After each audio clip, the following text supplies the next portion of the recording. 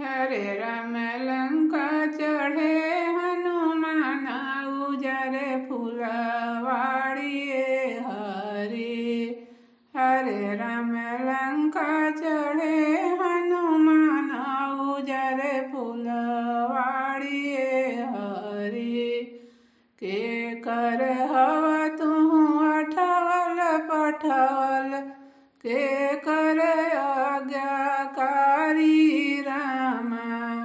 हरे राम के कर कहे फल खाए उजरे फूल वाड़िए हरे। हरे राम के कर कहे फल खाए उजरे फूल वाड़िए हरे। राम जी के हैं हम अठवल पठवल लक्ष्मण आज्ञाकारी रामा। हरे राम सीता कहे फल खाए उजर फुलवाड़िए हरे।